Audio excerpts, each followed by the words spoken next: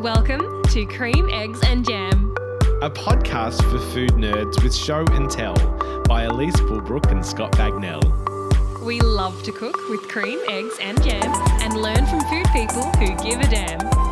So join us each week for thoughts, tips and tricks with guests, recipes and more in the mix. At the time of recording this podcast, we have a food price crisis. Lettuce is $12 a lettuce. Beans are $30 per kilo. And shoppers are in disarray. What will we do? Is this the future, or are these prices only here to stay while farms are flooded across the country? Maybe it's time to plant.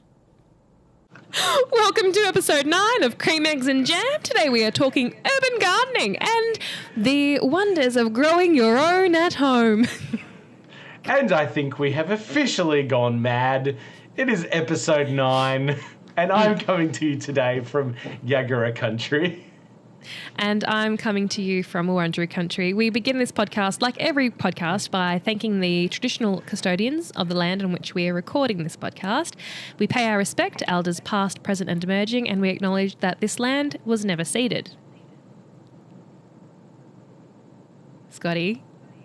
Yes. Have you had to buy any fresh fruit or produce recently? God, no. Oh, wow. Well done. Good for you. I've been How living are you on surviving? 2-minute noodles. Oh, God. Okay. Well, that's definitely going to result in scurvy. I mean, you need some nutrition. You're not a university student. What's going on? I feel like I'm at university this week, I can tell you. I've got a massive deadline. Nutrition has gone out the door.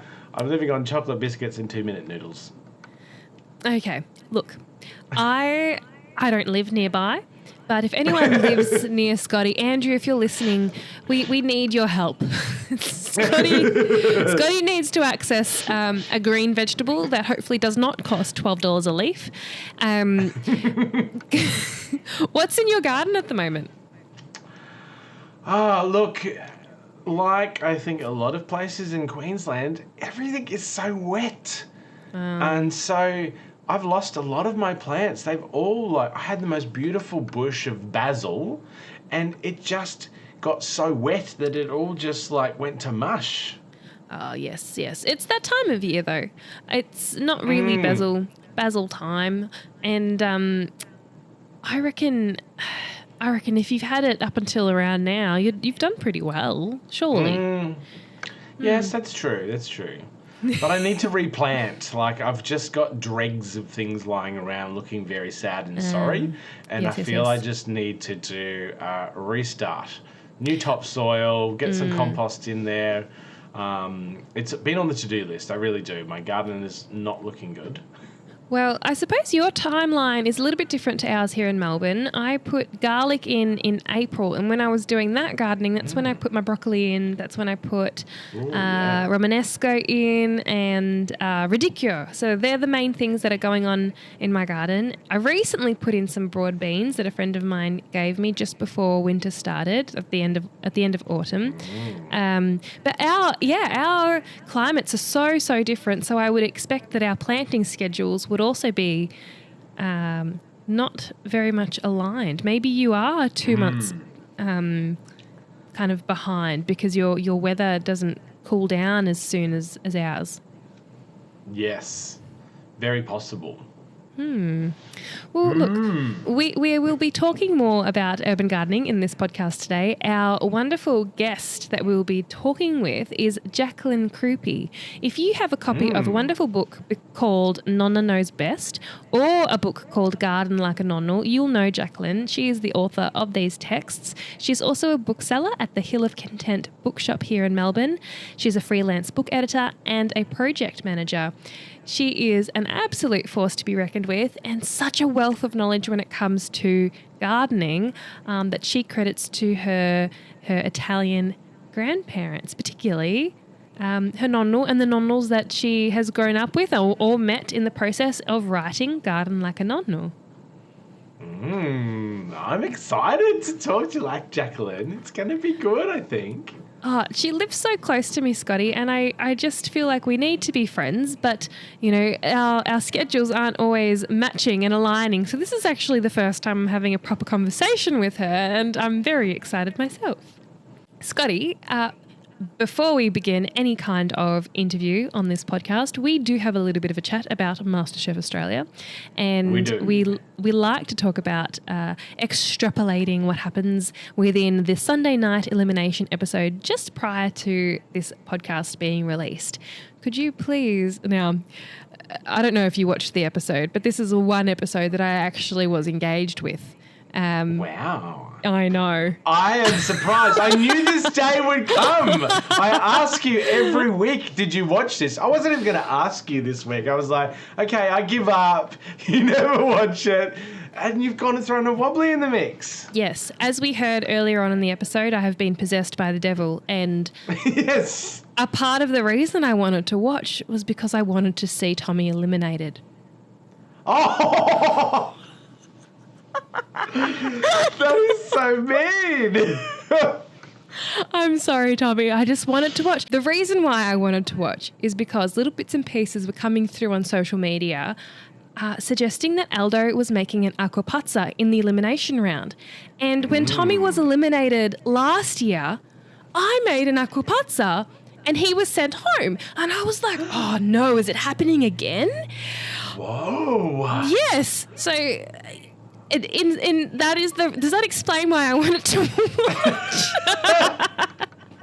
I was just interested to see if history repeated itself. Anyway, I was invested. Yes. And I think it was a very poignant episode in terms of, you know, using all that you have and extending food beyond the one use. I liked it. And Sunday night's elimination episode was about being resourceful. They had to choose one item and they had to use the one item across 3 separate dishes if they got into that round. I remember a challenge that we did. Were you in this with Josh Nyland? I was safe in round 1. You were safe in round 1 also. You made a delicious sauce. Yeah. Yes. And I cooked my piece of fish well. And so we didn't have to go through and deal with more rounds of cooking that day. It was a similar challenge, wasn't it? We had one fish and it had to go across 3 dishes. You've got to be very strategic in how you play that one. Like, do you go all out and do a really good dish and not worry about reserving too many things? Or do you start and just use a small amount so that you've got more left the longer you have to stay in the cook? Like, it's a tricky one to work out in your head, isn't it? Yeah. There were, you know what? The cook that Tommy went home with last year too was a similar cook. You had to use the same thing across 2 rounds. Really? Yes, but it was a little bit different. You had to choose an ingredient to feature in a fast food dish. And then in the second round, when it was the pointy end, because less people means higher stakes, you had to use that ingredient in a fancy dish. So same but different. Yes. Very Interesting. What? Now, people might not know this, but in that Josh Nyland cook that we did last year, we were given that whole fish. And if you were safe... They actually packaged, or the food team, the MasterChef food team, packaged the rest of the fish for you to take back to your hotel. So after the show was filmed that day, we got to all take home leftover Murray cod in whatever capacity was left, given our progress of the day. Scotty, do you remember what you did with the rest of your fish that day? Oh, gosh. I remember taking it back and doing a lot of different dishes. I wanted to finish cooking the dishes that I had in my head. So I ended up making a few different things. But the one thing I made with that leftover Murray cod, which I absolutely loved, is I made a beautiful stock. And I used that stock to do some fish dumplings. I remember that. But then the leftover carcass in that stock had all the beautiful bones from the fish. And I picked off all the fish that went into the stock as well. and added some beautiful fennel that was in the stock. I put lots of fennel in the stock as well. And I made this gorgeous terrine. It was sort of like a fish brawn. So Ooh. all of the bones gelatinized. Is that a word? Gelatinized? They became gelatinous and delicious. We'll just say that. Went into a jelly, and Yeah. I pressed it into like a terrine mold, and it had all the beautiful like chunks of fish from all the different parts. Like you had the fatty belly bits and the main like drier bits. So I had to be really careful to get rid of all the bones and everything. But this terrine was gorgeous. It looked absolutely stunning. Sliced it up. You had these beautiful like slices of this pressed fish. And what sauce did I do with that? I did a delicious sauce with that as well. It was gorgeous. I feel like that kind of dish, it comes to you when you have time and Yes. you notice as you go the potential of bits and pieces that you have available to you. When you have less, you can achieve more. I don't know, would that terrine wouldn't have been possible within the time constraints of the MasterChef kitchen, nor don't think so. do I think you would have like leaned into that creative process as much. It's a space where you've got to think on your feet fast and hard, and you're not necessarily acknowledging that, oh, I could do this with fennel, because you are confronted with 50,000 ingredients in that bloody pantry. Yes. Anyway, I was similar. What did you do with your fish? Yeah, I was very similar and thought, oh, I need to do what I didn't make. And particularly because Josh Nyland had been there, you've got to think about really using the whole fish, not just the bones, but any kind of trim that is left on the bone is meat. And I made pulpette de pêche with all of the trim. Ooh. So little fish meatballs, but they're flavoured with some currants as well as like the usual suspects that you would put into a meatball. And so you get these little pops of sweetness inside the meatball. And you can even put pine nuts in them too, if you wanted. Yeah. Yum. Yeah. And then how do you serve them, the meatballs? With pasta or?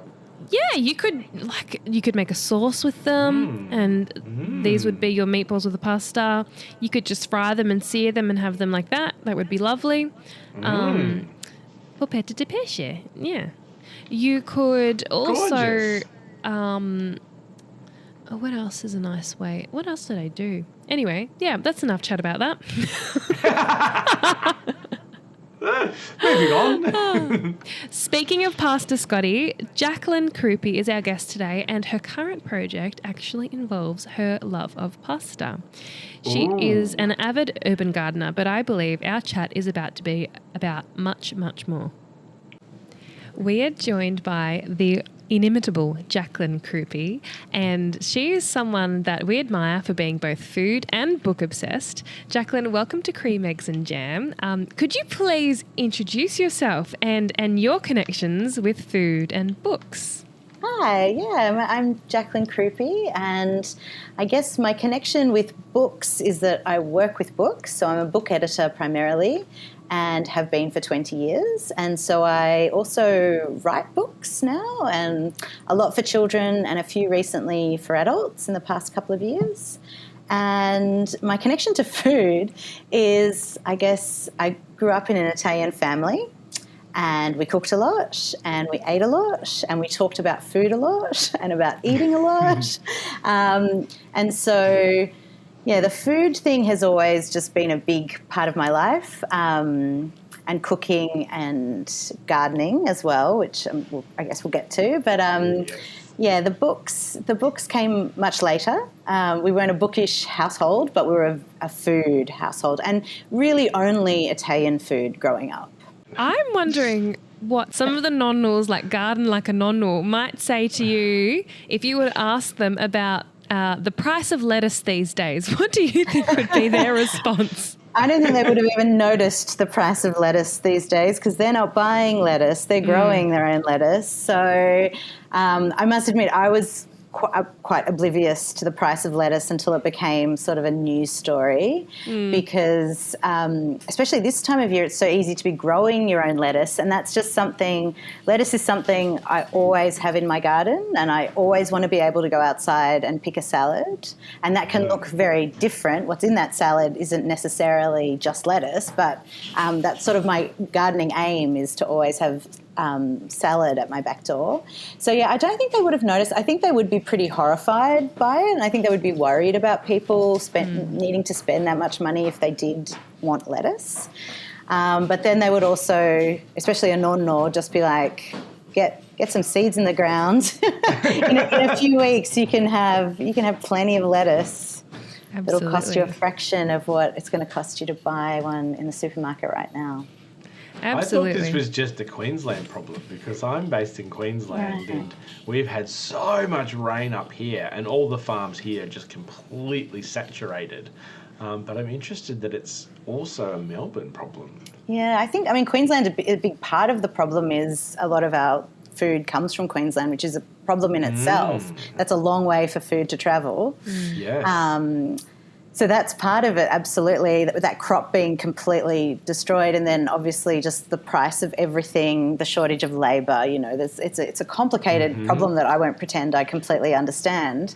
But I personally don't have a shortage of lettuce, which I'm very grateful for. Yes. The erosion of Melbourne's food bowl has been something that's been going on for quite a while and is a complex topic. We come back to that old housing debate of whether or not we need to be growing up or out when it comes to the expansion of our city. But this is what happens when we don't have local food. We can enter crisis points, particularly for households who can't afford, healthy ingredients. Jaclyn, I'm wondering, what was the inspiration behind Nonno Knows Best and Garden Like a Nonno? So Nonno Knows Best was very much born of wanting to share the knowledge of this generation of Italian nonne who, if they're still with us, they're in their 80s and 90s now pretty much, and they live a very simple life, what seems like a very simple life in many ways. They do everything by first principles. They take their time. They refuse to be rushed. Life is, relatively tranquil, and they garden and they mend things and they fix things and they take care of things. They have very simple beauty routines. My nonna always just put olive oil on her skin and she would drink some olive oil, so inside and out. Drink? 3 tablespoons a day as a sort of medicinal dose. Okay. And she had the most beautiful skin you've ever seen, so who knows. And that came out in April 2020, and it's sort of actually, as terrible as that time was for a book to come out when all bookshops were closed, certainly in Melbourne, it was also a moment where I think people were looking to simplify their lives a little bit, and there's a whole section about how nonnas don't do takeaway. They don't understand the concept of takeaway. They also wouldn't really go out for coffee because you can just make coffee at home and you can play cards at home and you can just do all these things. So some of the advice in there I think was useful, and what started happening at that time was I started getting lots of messages from friends and family about gardening suddenly out of nowhere. People who've never stepped foot in their own backyards suddenly wanted to turn it into a food paradise. And they wanted to know, and I've been gardening for a long time, and they wanted to know what I was doing and how I was doing it and what they should be doing. They were also really struggling to get materials because a lot of plant nurseries were closed. All the seed saving networks online were really not keeping up with the orders because they just got absolutely bombarded in a way they weren't set up for. And so I started sending people seeds and making these little videos on my Instagram about my garden and what I was doing and how to quickly get some rocket if you run some greens really quickly and what you could do, at this point in time in this sort of start of a pandemic. And then a few people said, you should write a book about this. This is a book. And I thought, and my publisher had said, oh, you've done the Nonno book. Now what's the Nonno book? And I couldn't really visualize what the Nonno book was. I was like, oh, no, there is no Nonno book. And then I was just like, oh, my gosh, it's staring me right in the face. Oh, wow. There's a gardening book about nonnos. And so Garden Like a Nonno was really all the things I learnt from both of my grandfathers about gardening when you have you think you have very few resources. Neither of my nonnos bought a lot of stuff for their garden. They really, they kept chickens, they made their own fertilizers, they made their own pest control, they rigged up their own water saving. They never invested in a rainwater tank. Full disclosure, I have a rainwater tank, but they would sort of, change the plumbing of their homes to gather that rainwater. They'd be out there in the pouring rain because, water's precious when you've got a garden. And so I put that in a book and I thought this is going to be useful. There's some controversial stuff in there. I think both of my grandfathers, for example, used their own urine as fertilizer.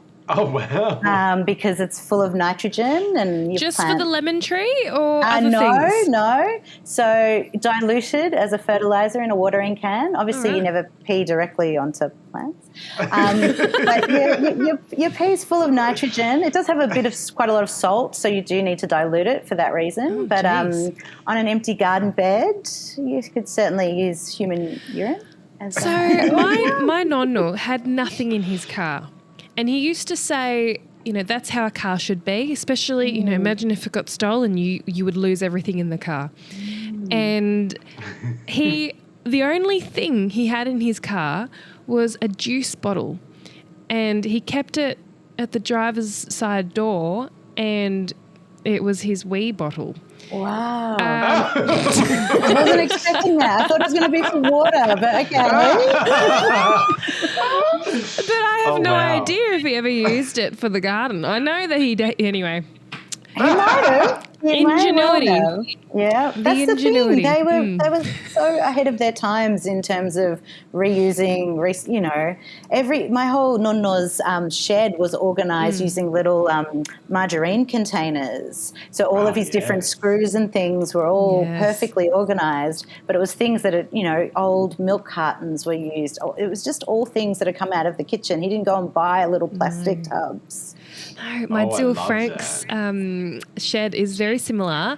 Every single 4-litre olive oil container that has probably ever been through their household has been repurposed into a drawer. So he's cut out the tin, and he keeps whatever. They're all organised. Yeah. They're all labelled. That's fun. My dear Lucy is very similar at her house. Her dog poop scoop. I don't know why we're talking about waste, but here we are. It's important. It's important. Yeah, her poop scoop is like an old milk carton that she's cut out into a scooper. Anyway. Well, it's funny. I actually just caught myself earlier. I was topping up my chicken's feeder and I was doing it with exactly that, a juice carton that I've cut out to be a scoop. And I just thought, I didn't even realise I did this. But it works perfectly. And, I don't need to buy a scoop. It's fun not buying things. It really is. Yeah, I've tried to buy nothing new for 2 years now.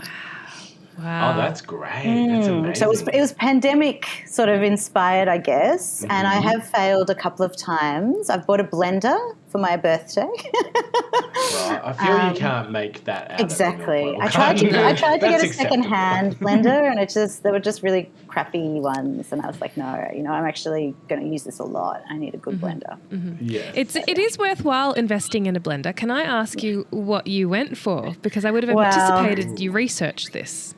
Yeah, my dream, of course, you know what my dream was, and the price just made me far too nervous. So I didn't get the Vitamix. I thought you might have said Thermomix, which is even double. It's double the Vitamix. No. The Vitamix is a dream I still have. Yeah. My nonna has one, Jaclyn. No. Yes. She has a green smoothie every day. It's her breakfast and lunch meal. She makes a massive one and drinks half in the morning, puts the rest into a juice container. I should have done that. This is turning into Nonna. This is a podcast on what you can do with juice. Yeah. Yeah, so I have blender regret. I'm not going to lie. Okay, I already have blender regret. Oh no! Oh no! Yeah. So that's why I shouldn't have bought anything new. You mentioned water is precious and the reluctance of nonnos and nonnas to buy stuff. I am precious, and I invested in raised garden beds, and some part of me regrets the decision because I've bought stuff, and there are other ways of doing things, particularly when the soil of where we live is so great. But there were reasons for buying raised garden beds, for me anyway. I'm wondering what your particular position is when it comes to things like this. You know, do you embrace the nonno attitude of just dig up the dirt that you have, or do you think that there is a place in the backyard or the front yard for beautiful garden beds that are raised and made of different materials? Yeah, so I have lots of different thoughts about this, to be honest. So part of me is you've got a garden, you've got soil, why are you putting something on top of it and effectively killing your topsoil, which is the most precious thing that you have. But I think there are very real urban factors. So if you test your soil and you find any kind of heavy metals, you absolutely need to build on top of that soil at least 30 centimetres to be growing food that's safe to eat. So that's a real factor and a real reason to get raised beds, in my opinion. As someone, I don't have raised beds, so I'm someone who's constantly bending over, leaning over things, you know, and I don't know, I won't be able to do that for my whole life. And accessibility is really important in gardens, and raised beds allows people who might not be able to garden otherwise to garden. So I think that's a wonderful thing.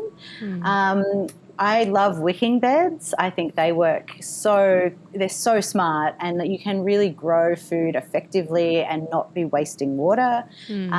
So I'm always interested in wicking beds. I personally don't have one yet, but I do plan to build one day. So I haven't done it, and I guess my main thing against it is I don't want anything to be a barrier to someone gardening. And if a $500 raised bed it's a big investment to grow $500 of vegetables. Takes time. It takes a bit of luck. People might be put off before they've sort of recouped the price of what they've outlaid. So I don't want there to be any barrier to people growing food. So it is as simple as using the dirt that you have, just adding a few things to it and throwing some seeds down. It is that simple, but, you know, there are also these other factors. So, I have no problem with people buying raised veggie beds or fancy things or whatever it is. And my nonno certainly didn't do that. But I know I've got a lot of friends where their only space is their driveway and it's concreted. So the only way to grow food there would be a raised bed. It makes a lot of sense. So turning space that's otherwise unusable and making it a productive space, these things allow us to do that. Yes. Does your nonno have any pest control hot tips for possums? Oh, God. Because I have such a massive possum problem at my place. They strip everything. I had this beautiful pawpaw tree that's like twice the height of me. It was covered in tiny little baby pawpaws. And yesterday I went downstairs and it literally is a stump. The possums have stripped absolutely everything off this pawpaw tree. So neither of my nonnos really had to deal with possums. They weren't in quite the population numbers that they are now. But I guess the first thing to say about possums is they're native. They belong here. They're part of our ecosystem. They're very important. But I think they're so cute. They're just adorable. Don't eat everything. Really, the only thing that works is barriers. So netting. So getting little bags around those pawpaws early to prevent access, because if they can access it, they're going to eat it. You know, we all want to eat. We're all hungry. We all love food, and you know, they're foodies. They like their food. I currently have a problem with possums eating My parsley, they've never eaten my parsley before. Parsley is basically a weed for me. It just grows everywhere. It's out of control in my garden. And I almost use it as a mulch. It just sort of keeps the soil together. But they're stripping it, and they must be very hungry to be eating parsley. Oh, I can't grow parsley for love nor money in my place. The possums are obsessed with it. I think it's their favourite food. Well, this is a new one for me. In 20 years of gardening, I've never had anything eat parsley. Oh my gosh. So I'm wondering, should I leave my pawpaw tree there? I'm going to pull it out because it's impossible to grow pawpaws. But I'm thinking maybe I should leave it there as that can be the gift to the possums. They can go crazy and eat the pawpaws, and maybe they won't eat anything else. I wish they would think like that, but they won't. They won't. And I've tried all the garlic sprays and the chili sprays, and they say even dog hair, putting some dog hair. Tried that. None of that works. They're so smart. None of that works. Yeah. The only thing that works is netting. And if they can find a way in, they will. So really well netted. Yes, I have cages around everything. Yeah. That's the only way. Or net your whole garden. That's the other option. Yes, I have thought about that. Yeah. Speaking of pests, I'm wondering, Jaclyn, what are your tips or Nonno-inspired tips for keeping pests away, particularly from brassicas? Because I know that's what the season is at the moment here in Melbourne. We're all trying to grow broccoli. Yeah. And aphids love broccoli. Snails love broccoli. So aphids, I have a really easy solution. I had a big aphid attack on my brassicas this year, and I just use warm soapy water in a spray bottle and just every day for a week out there just get spraying all over, and that suffocates them. It doesn't hurt anything else. That's the problem with a lot of these horticultural oils. They're not poison, but they kill other things. So they can hurt. They can, hurt ladybirds and things that are going to actually help you with your aphid problem. You're sort of knocking out. And I had a really interesting thing. I'm having an interesting thing this season as well with my broad beans, where I'm having green aphids attack my broad beans, which has also never happened. It's a weird year. I don't know what's going on, but there's different things happening in my garden. And I did the soapy water again, and I sprayed them with the hose as well, just to try to knock some of them off. But the last time I looked, the parasitic wasp that feeds on aphids, it's a really welcome pet, is destroying what's left. So if I had done nothing, I think I would still reach this point, because this predator has come in and has fixed the problem for me. And so that's what Nonnos were very observant. They looked at things and they decided when to intervene and when to just leave it. And something is going to come in and sort this out itself. Nature will sort this out. Wow. So I probably intervened too early in my broad bean aphid problem. But the other thing, I haven't had snails attack my brassicas. I keep the snail population very under control in my garden for obvious reasons. And the main way I do that is any light rain, I'm out there in my gumboots squashing everything and giving it to my chickens. I have chickens as well that also help me maintain slugs and snails. But I had a terrible brassica experience this week where I've had them covered for white cabbage moth. So I use insect netting. Them a lot. I find after many years and experiments, the best thing to do is to just cover them from when they're seedlings going in. And so the white cabbage moth never gets to them. It never lays its eggs. It's never a problem, because my Nonno used to be out there every day checking every leaf and squishing all the eggs, and I'm just not as reliable as he was. I've proven myself to be much less reliable than him. And so, insect netting. But now my brassicas were huge. I was ready to start harvesting broccoli. And so I was like, well, I'll take the netting off, let the sun actually, hit the plant, hit the soil. It's getting quite cold. And in one night, the possums ate the lot. It's gone. The plants are stripped bare. There's nothing left.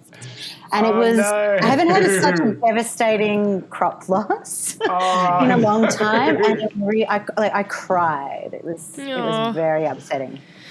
But you learn that, netting is doing more than one job, right? It wasn't just for the white cabbage butterfly. And I probably have a rodent problem. I probably have there's probably a lot of things going on out there that I'm not dealing with. Oh gosh. Well, from the parsley to your broccoli, what are your favourite vegetables to be growing right now? Do you have them still in your garden, or are they? What's left? Yeah.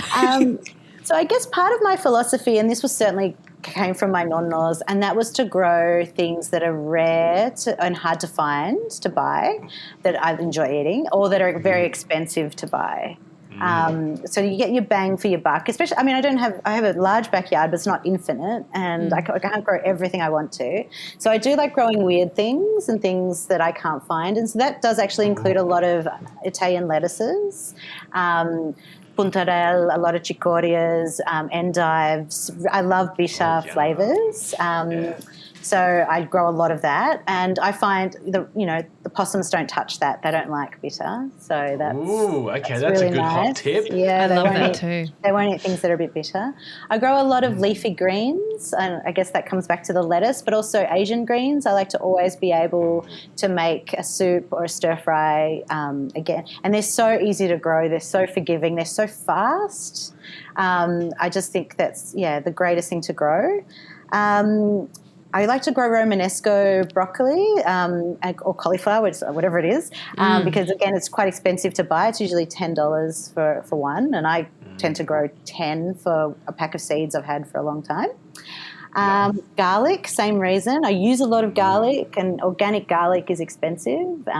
When you go through it, I'm sure as fast as all three of us go through it. So much garlic. Again, it takes a long time. It's in the soil for 6 months, but I think it is worth it. And possums hate it. So a lot of people use it as a perimeter planting, and then the possums won't go in. I haven't found that 100% effective, and maybe you do need to sort of be quite, like, it needs to be a lot of garlic, but so 2 rows or something. But yeah, they dislike garlic plants. That is true. I don't know how many I've said. You asked me for 5, but I'll just keep going. Herbs. I hate buying herbs. I refuse to buy herbs. I grow every herb that I use, and I use a lot of herbs. And for me, it's also a packaging thing. Like, even at my organic grocer, when you buy herbs, they come in a plastic sleeve, and I hate it. It just seems so unnecessary. I agree. The packaging side of fresh fruit and vegetables is so bad. And herbs, you get like 1 stick of sage in this massive plastic, non-reusable container. It's bad. It's hard to avoid. What perennial herbs or herbs that are available all year round are the easiest to grow?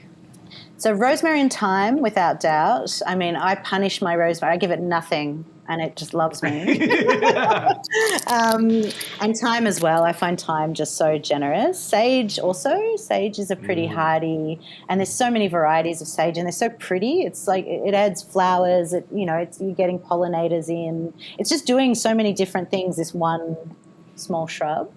What are the perennial? Well, for me, parsley is a perennial. It's always out there. I struggle with coriander. So this time of year I can grow coriander really well, but in summer I don't even try. I've given up completely. I buy coriander in summer, which is slightly heartbreaking, but I can't. I've given up with coriander in Queensland. It's just way too hot. And You've got to water it like 5 times a day. Yeah, that's right. My last bunch of coriander, all of a sudden it all went flat. It was like something decided to sit in it, but it was your netted. Dog? No, it was in a raised bed with a net on top. So something happened. I loved the idea of putting it in at this time of year though, because that didn't dawn on me. I haven't planted. It's really slow to bolt at this time of year. So you can. I have basically a coriander field at the moment, and just constant harvesting, and it's wonderful. Really nice. And then I guess the other thing. Oh, sorry. Go ahead. Oh, I was going to quickly ask: is it a good companion plant for anything in particular? Not that I know of, and I sort of just grow it around thing. All my herbs are sort of mixed in with the vegetables. And not that I know of, it possibly is, but coriander wasn't part of my nonno's gardening, that's for sure. Basically, anything non-Italian wasn't part of their gardening. So I have, the Asian greens is something that I've sort of, because I enjoy eating them so much, that I've sort of adopted them. But I think if they knew how easy they were to grow and how generous, I think they would have gotten into it. And I guess the only other thing I do grow and really try to cultivate are what many people would call weeds. So I grow stinging nettle because I love it. I think it's so delicious. And it's really good for you, and it's versatile, and dandelion. So I like to have a few weeds in my garden that are actually very useful to eat. I'm just discovering weeds in my garden. I had one that is just taking over all the beds, and I was getting really cross at it because no matter how much I pulled out, it would just come back. And I found that it's an edible weed. I think it's called scurvy weed. It's got a beautiful blue flower to it. Doesn't sound good, scurvy weed. I know. It prevents scurvy, right? Yeah. I think that's what it was called. It's got this blue flower, and now I love it. I've stopped pulling it out because I'm like, well, you're edible and you're pretty, and I'll just deal with you. Have you cooked with it? Have you tried it? I haven't tried cooking with it. I've tried eating it, and it's not too bad. It's sort of just herbaceous, grassy, but the blue flower is pretty. Yeah, I'll look it up. And bees love the blue. I mean, blue is their favourite colour. They're attracted to blue flowers. So the pollinators will be happy. I'm wondering what your favourite uses for dandelion and nettle are, Jaclyn. I know from my experience, my nonna loves to cook nettle just by boiling it, and then we drink the water that it's been boiled in and then dress it simply with olive oil and salt. And I think with the dandelion, mostly we eat it as a salad, but what's your particular use for these beautiful herbs that may also be vegetables or weeds?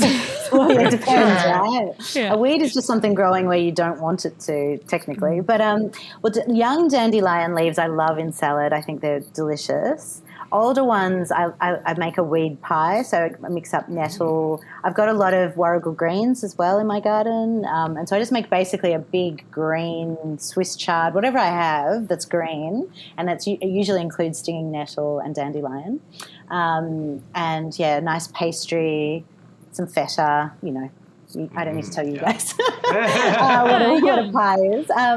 And that's delicious and wintry and warming, and it feels really nutritious. And those weeds have so much more nutritional value than spinach, than silver beet, than these vegetables that we think of as super healthy. Like, these weeds are way healthier. Purslane is another favourite of mine, and that's great in a salad. Young purslane is beautiful. So they're the main ones that I use, and I probably could use a lot more. There's wild brassica everywhere at the moment. I'm going on walks with my dog and just thinking, maybe I should start harvesting this because something ate all of my brassicas. So I'm feeling, We live in similar territory, Jaclyn, and I'm wondering what you forage for when you go for your walks. For me, it's always about the wild fennel and maybe some wild celery. Oh, I don't see any wild celery around here, but I don't know that I would identify it properly. So we need to go for a walk and you need to teach me that. Okay. Wild fennel, absolutely. I love wild fennel. So many dishes. I love wild fennel. But at the moment, the main thing I'm foraging for is leaves. I'm not to eat, I should say. Okay. So dried leaves, I particularly like oak leaves, and there's a street around the corner from me that is lined with oak trees. And so, I hold on to my dog and I have a big bag and I just fill it up with leaves from the footpath. And I put it in my compost. I make leaf mould. I use it as a deep litter for my chickens. So, and I use it as a mulch. So it saves me a lot of money because mulch, especially, I don't know if you've noticed the price of mulch. No one is talking about the price of mulch. The pea straw has gone up so much in the past 5 years. And really isn't super sustainable. And if you are trying to garden frugally, is probably used to be my biggest expense. And now leaves have just completely replaced my need for mulch because it acts as a mulch. And as it breaks down, it's adding nutrients to the soil. It's doing again, I like things that do lots of different things. And leaf mould is where you get some wire netting in a big circle, and you fill it with leaves and you water them down and you try to keep them moist, and they break down, a huge pile of leaves breaks down to sort of that much, a few litres of leaf mould, which is a wonderful ingredient for seed raising mix and potting mix, which, like my nonnos, I make my own of those. Again, it's the not buying things. And you can't, even if you wanted to buy leaf mould, I've never seen it for sale. And it's this thing you can make completely free. It just takes 6 months of a pile of leaves breaking down, and you do nothing. This is the time of year. The time is now. Yes. So I go out with my huge plastic barrels that I inherited from my nonno, and people see me raking up leaves and filling up these barrels, and then I just mulched all my fruit trees with it, and then I like to end autumn, winter. There's still a lot of leaves at the moment, but end this period with barrels full, like packed in full of leaves for the rest of the year until it's time to go and collect leaves again. But that's the main thing I forage for. Every walk I have I come home with a big bag of leaves. This is very good exercise too. And if they're wet, they're particularly heavy, I've got to say. Oh dear. Wow. I am loving this idea, particularly for the chickens. Buying straw for putting down in their little bedroom. It's an expense. And it doesn't last. Yeah. It's if there are other ways to do things that are better for the hip pocket and better for the environment, we definitely should be. Well, I've got one other hot tip there. I think you'll be interested. I hope your listeners are interested. And that's there's a company called Reground, and they go around to cafes and collect their coffee waste, and they go to the roasters and they take the chaff, which is the husk of coffee, and that chaff is great in the chicken run. Fantastic. The chickens love scratching around in it. All the little worms and things love it. It's amazing. It lasts a long time. And then the coffee, obviously, you need to compost, but then you've got beautiful compost. But it's full of carbon. It's a really good ingredient. And they deliver it, if you live within a certain kilometres of Melbourne or Geelong, they'll deliver it to you for free. So I live maybe 4 minutes from someone that works for Reground, and this is the segue I never knew would happen. So today I've spent most of today book editing, and you're a book writer, Jaclyn, and I did want to ask you about the challenges of book writing. For me, it's focus instead of sitting still, and I just want to get up and cook and test things. That's particularly because of the cookbook writing. Today I was actually editing a recipe by a friend who works for Reground. Yes. Okay, I did not know that. Reground is not sponsoring this episode, I promise. No. But I think we need to have them on, Scotty. Yeah. I'm wondering, when it comes to book writing for you, Jaclyn, what are some challenges that you've faced, and how have you overcome them? Well, I think anyone who is doing a creative pursuit, in your mind, the thing you're making is so beautiful. It's beautiful. It's so good. And then you sit down and there's that white blank screen in front of you, or piece of paper or canvas or plate or whatever it is, a music sheet, and you go to start and it's terrible. And you know it's terrible. And the hard part for me isn't so much getting the terrible down. I can get the terrible down. It's making it good and making something that's similar to how it was when it was just beautifully perfect in my head, and trying to get it as close to that as I can. And I find it really hard, and I find it hard, especially with this project. The hard thing was trying to do justice and honour to this generation of people who were so important to me. Yes, there's a lot of pressure there. It felt like a lot of pressure. I knew my family would read it. I knew my friends would read, and I really was, I need to get this down. Also because we're losing all this knowledge and these people, and the next generation, I don't know about you, Elise, but my parents they're not following a lot of those same traditions that my grandparents did. Things are being lost. Even if things are being lost, things are going to be lost. And I just felt this real pressure to capture what I could. But how you overcome it is you just keep going. You just sit there and you keep slogging and trying and crying sometimes. Walking is good. Having a shower is good. I find those stupid things really work. People say that to you, like, go for a walk. And you're like, I hate you. That's not going to help me. But it does. It actually does. And just moving your body when you've just been sitting there staring and languishing is really useful. Languishing. A friend of mine said that another friend of mine is a published writer, and she said, oh, I only ever give my publisher finished books because I want to write because it makes me feel good. I don't want to write to meet their deadlines. I'm like, oh yeah, that's one way to approach things. That's lovely. I'm in the face of a looming deadline, so I don't know how I'll go with that. But So are we able to know about your next project? What are you able to tell us? So I'm working on something that's much more ambitious than anything I've ever done before. And I also feel it will probably be my last book. Oh, wow. That I don't really think I have another one in me. I think I've sort of covered everything I really care about. So that's a lot of pressure too, you know. Yes. You want it to be really good. But it's about pasta, and it's about people who make pasta. It's not a cookbook because I'm not a chef, and I would never. I don't make recipes. I follow other people's recipes and how I was taught to make pasta by my nonna.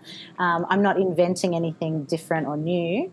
But and I keep saying I have imposter syndrome because I keep thinking, who am I to write this book about pasta when there are so many incredible books about pasta that I admire and love. But this one, again, it is trying to capture the generational knowledge of Italian nonnas. And so I'm going and making pasta with them and hearing their stories and seeing how they do things and trying to write it all down and take photos and do it justice, which again, I just, don't know how I'm going to do that.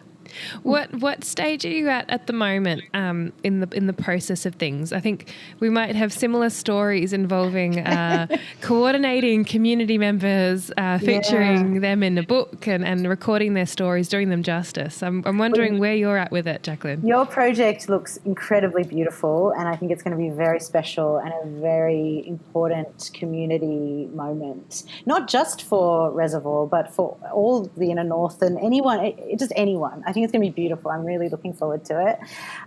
So I am recruiting nonnas. So if anyone hearing this has a nonna who makes pasta and would be willing to make pasta with me and to share some stories, have me take photos of them.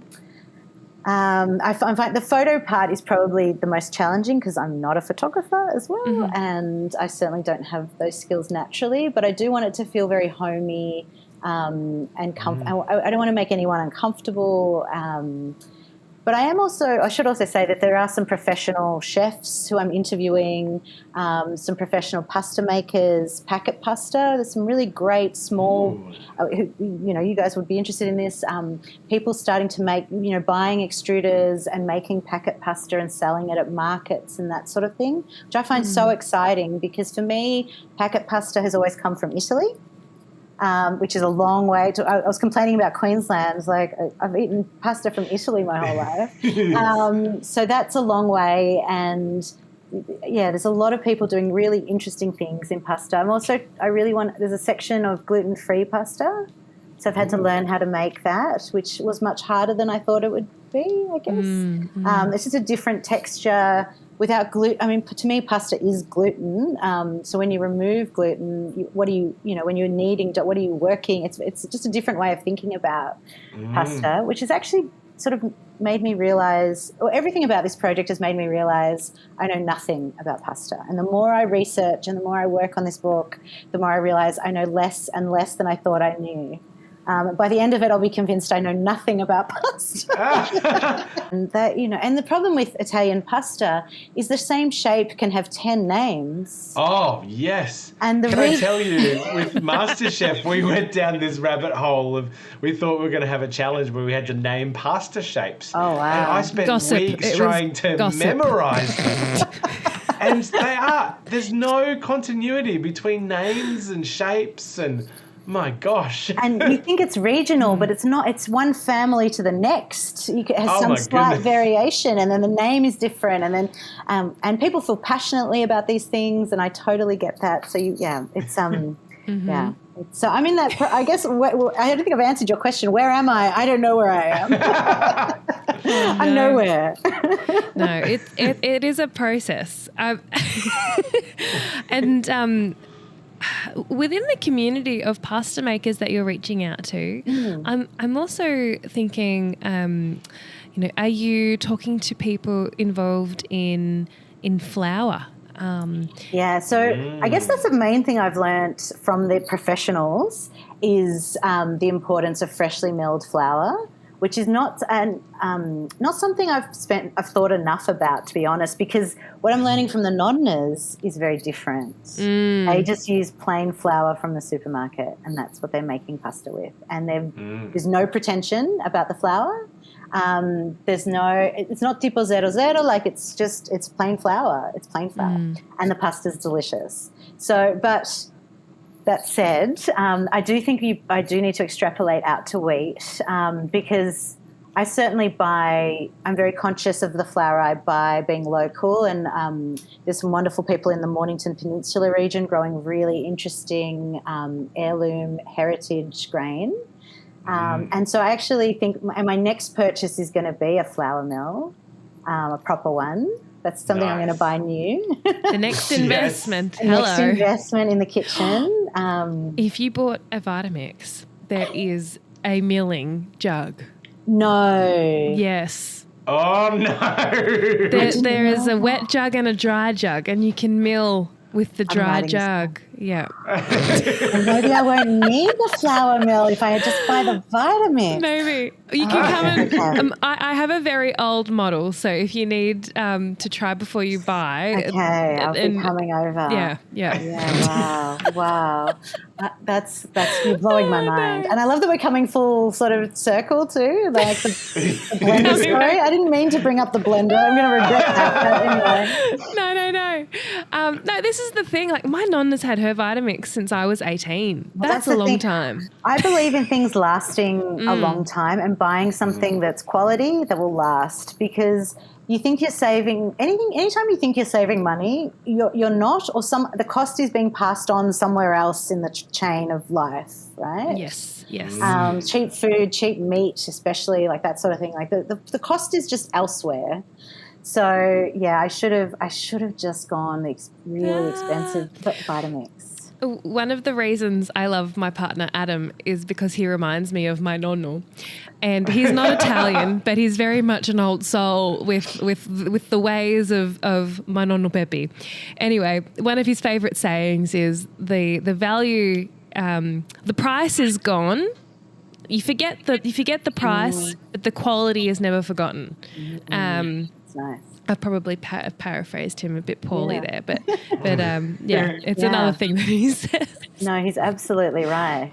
The other thing I'm getting into is, this is random, but pressure canning is my new sort of preserving technique. So I can preserve stock in glass jars. How do you do that? So I was given a pressure canner, which is just a giant saucepan with clamps on it and a little gauge. And you use a lot less water than in a water bath sort of situation for preserving. But I really want to have jars of stock on my shelf that I can just go. I don't know about you guys, but freezer space is so precious. I always have stock in my freezer, but I just can never have enough space. I just don't have enough space. So this is my solution. And I think my nonna would have been so into it if she had known about it.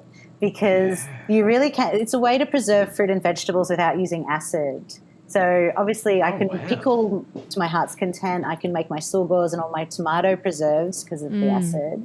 But I can't just preserve fresh corn, unless I were to pickle it, which I don't want to do.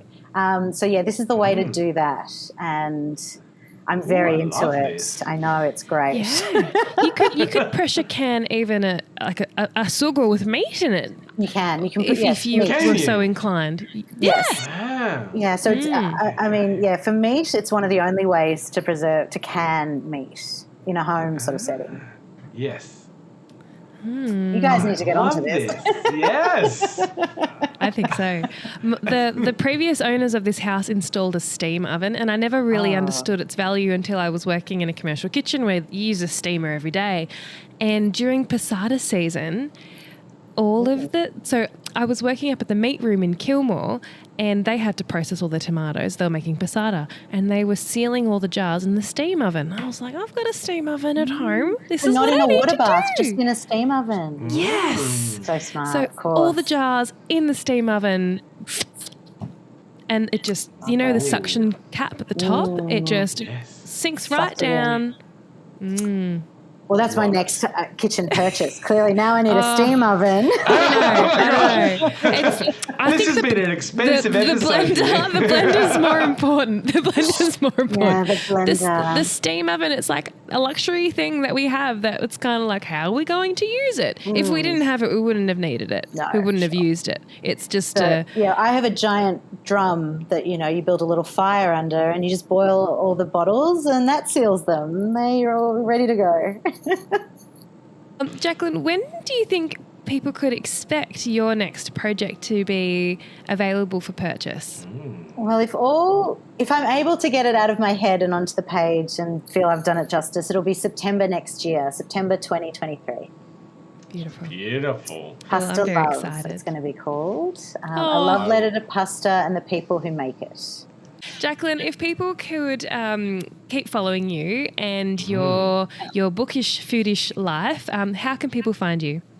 Well, it's all come down to Instagram, I guess. It all sort of started there, and that's where I'm continuing it on. It is mostly book reviews. I've got to caveat that because I read a lot. So it is mostly book reviews, but that aside, I do really use my stories to talk about food and gardening and my dog.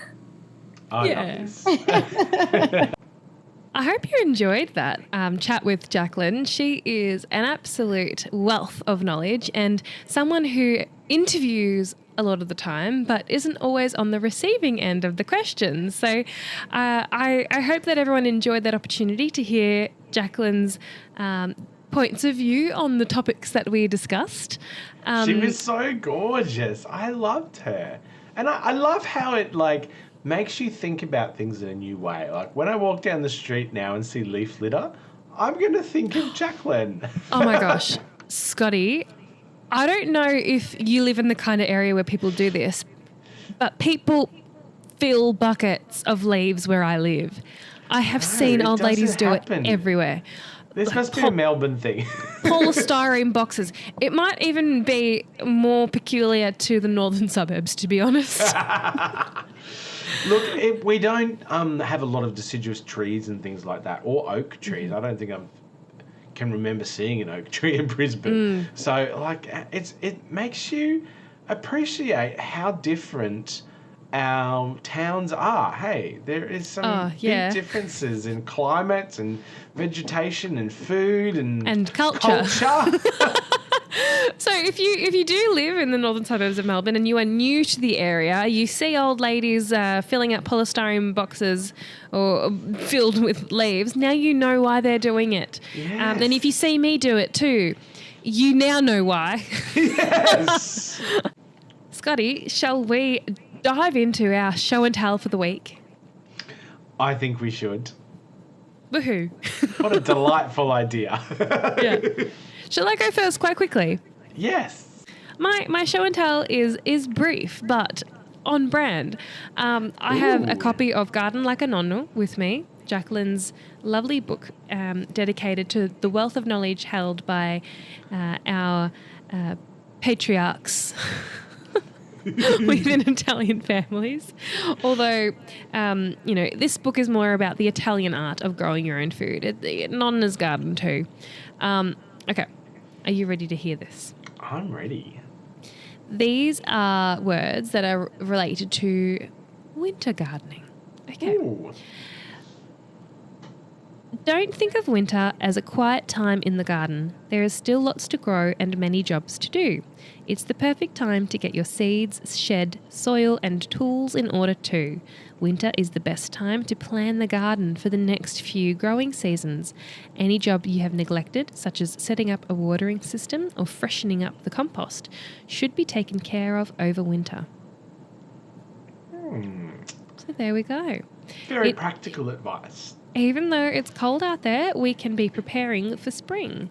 And this is a time to also have things in your garden like broad beans, cabbage, chicory, endive, garlic, Jerusalem artichokes, lettuce, mustard greens, onion, parsnip, peas and radishes. I have lettuce. Do you have lettuce? No, I need to. I wonder if I go to Bunnings to get some lettuce seedlings, are they going to be horrifically expensive as well? I don't know. I asked Adam this question earlier today. Well, we had this conversation. Did you? Yeah. Our lettuce in the garden at the moment is quite bitter, so I love it. The leaves are very robust, nice and thick and firm, but that's because they're older plants. And Adam prefers his lettuce to be a little bit more mild, crisper, young, more delicate. So if we wanted lettuce sooner rather than later, we would go down to our local nursery and buy a punnet of seedlings. And sometimes we do that to supplement the seeds that we put in. But I've got a feeling that it's going to be a problem. I reckon they won't have any. Yeah, I've got a feeling that the shelves will be bare, but I will report back. Okay, report back next week. Yes. Oh dear. What's your show and tell, Scotty Bagnall? Okay, my show and tell, it will be also fairly short. It is, I can't show you the box because it's clear. But it's it is on brand because it comes from the dirt. I didn't grow it. I wish I grew it. But someone else did. And that's, a part of the whole system of the world that we live in. People grow stuff and other people take it from them. They do. This is one of the most expensive things you could possibly grow. Can you guess what it is yet? Oh, hello. Yes, I know what it is. And you went to oh, wow. No way. Are they truffles? What?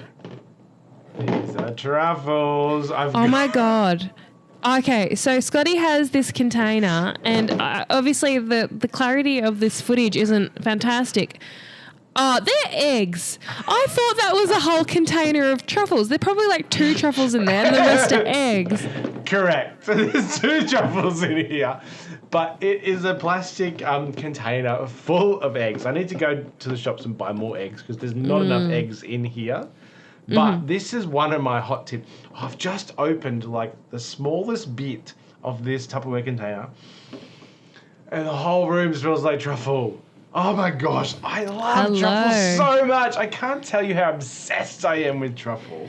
Truffles are so potent. They have that effect like stinky feet. Like if someone's taken their shoes off in one room and you can smell them wherever else you are in the house. Yes. Well, and why so the eggs? This is my hot tip. Let me show you a truffle first. Let me just unwrap this gorgeous truffle. Oh. Look at this. I want to inhale it. Where's the smell-o-vision feature? I know, you need smell-o-vision. This is a beautiful truffle from the Truffle Man in Brisbane. Comes from Perth, WA. And it is absolutely divine. It is so beautiful. There's a little slice there. You always know it's a good truffle and it's been taken care of if there's this little chip out of it. I don't know whether you know this, but this is how the truffle farmers test whether it's ripe or not. And so if they haven't taken this little chip off, you could get an unripe truffle. You should never buy a truffle that hasn't got that because you don't really know what's inside. And if it's not ripe, it will be a lighter colour. On the inside, it won't have gone dark. As it ripens, it gets blacker and blacker and blacker. And so before the truffle farmer digs this up, they take this little slice off to make sure that it's fully ripe. And when you're buying your truffle, you know it's fully ripe. Beautiful. So that's a little hot tip with the truffle. It's kind of similar to how they grade tuna. They'll cut the end of near where the tail end is to see how much fat is in the tuna, and they'll grade it. I wonder if the truffle goes through a grading system when it gets chipped. Definitely does. Size, colour, texture. There's like front of house truffles that are beautiful and round, and then there's all sorts of ugly ones that have grown around tree roots and things like that. So you can often get cheaper truffles if you don't want a perfectly looking truffle. All the restaurant secrets. That's also a good little tip. But my biggest tip is this container full of eggs. This is the best way. I have learnt so many ways to extend the life of this truffle because they're not cheap. They're very expensive to buy. So when I buy them, I want to make sure I get every single cent out of them. So I store them in paper towel. You want to change the paper towel every day. And then in the fridge, in this container full of eggs, the shell of an egg is very porous.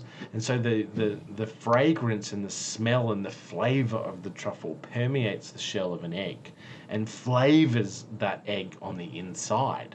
So after 3 or 4 days, you don't want to leave it too much longer than that because truffle you have to eat. It's got a very short shelf life. It's probably only got 5 or 6 days at maximum. If you've got it fresh. And so then you have this beautiful container of truffled eggs. And so then with that, truffle scrambled eggs in the morning, divine. You don't even need to shave any truffle over the top. I do, of course, but you can just have beautiful scrambled eggs. And they've got this divine truffle flavour. Freshly made pasta, use the egg yolks for the pasta, and you get the pasta tasting like truffle. Cool. And then shave it over the top. I do just a really simple carbonara. So you've got the truffle egg yolks in the pasta, and then truffle eggs folded through the pasta. It's truffle on truffle on truffle. So distinguished. And then I usually freeze a bit, make some salt. Yeah. Can I ask how much? So people are often intimidated by truffles because they can be so expensive. Speaking of expensive fruit and vegetables, Yes. What did those truffles cost you? Look, truffles, depending on the size, they're not too scary. So it can be anywhere. That one is about 35 grams. So it's quite a big one. So that's about $80 to $100 probably. Jesus. But you can get smaller ones, like a 20-gram truffle might be between $60 or $80, something around that. And that's not too bad. That will go through probably a 20-gram truffle. You could stretch it to 4 people, 2 courses, easy.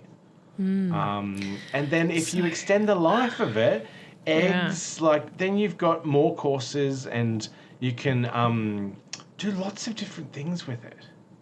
So there's a truffle guy in Melbourne who sells them at wholesale prices and he'll deliver them to your door.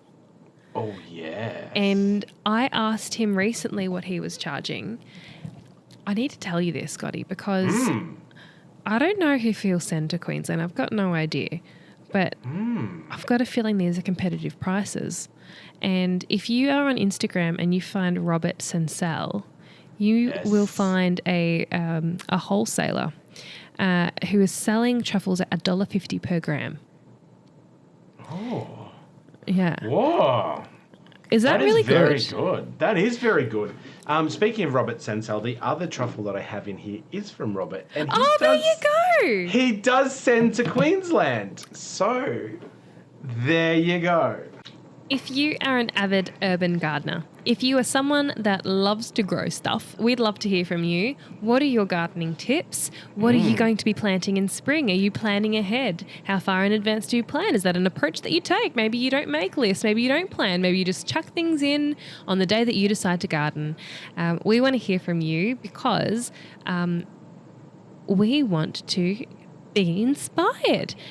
This season is the season to grow your own because fruit and vegetables are just unaffordable. That's exactly right. And there's something very rewarding about growing your own fruit and vegetables, watching the process. And you know what? It makes you appreciate how hard farmers work. It's not easy, particularly with Jaclyn today, talking about like pest management. I tell you what, it makes me appreciate what goes into our fruit and vegetables because I battle every single pest you could possibly imagine at home, and it's hard work. So I can't imagine what the farmers do. He's out there in his commando every day battling. I don't think I'm out in commando. I think that means something else. I'm not that kind of gardener. The get up that they wear, like the boot camp people, the camouflage. Look, some people are that kind of gardener. Are you that kind of gardener? Were you inspired by those ads in the 90s for Neighbours Be Gone? Maybe you were. Is that a Melbourne thing or is it a Queensland thing? Do you know what I'm talking about, Scotty? I have no idea what you're talking about. It's definitely a Melbourne thing. There used to be a nursery with ads on free-to-air TV, and their ad was for Neighbours Be Gone trees at the nursery. They saw a lot of things at the nursery, but they would wear nothing behind these Neighbours Be Gone trees, and they'd peek out, and there'd be this man and this woman butt naked. It's a strange place, Melbourne, isn't it? You've been listening to Cream, Eggs and Jam. I'm Elise Pulbrook, and you can find me on Instagram at Elise_foodperson. And I'm Scott Bagnall, and you can find me on Instagram at @SSBagnall. If you'd like to send us your show and tell, you can email us scottyanddelise@gmail.com. Or if you'd like the visual experience of this podcast, you can find us on YouTube at Cream, Eggs and Jam. Have a great day. Happy baking!